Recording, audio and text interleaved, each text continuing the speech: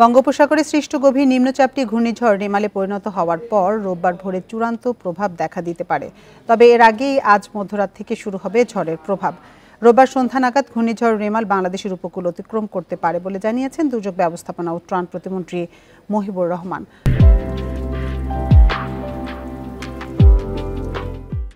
সকালে সচিবালয়ে প্রস্তুতিমূলক জরুরি সভা শেষে এসব জানান তিনি। প্রতিমন্ত্রী মহিবুর রহমান বলেন, সাতক্ষীরা থেকে কক্সবাজার পর্যন্ত পুরো এলাকা ঝড়ের কবলে পড়তে পারে। এর প্রভাবে প্লাবিত হতে পারে ব্যাপক এলাকা। তবে এরই মধ্যে পরিস্থিতি মোকাবেলায় প্রস্তুতি নিয়েছে ফায়ার সার্ভিস, সেনাবাহিনী ও কোস্টগার্ড।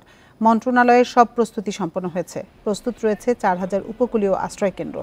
তথ্য বিনিময়ের লক্ষ্যে ত্রাণ মন্ত্রণালয়ের NDRCC 24 ঘন্টা খোলা থাকবে বলেও জানান প্রতিমন্ত্রী মহিবুর রহমান।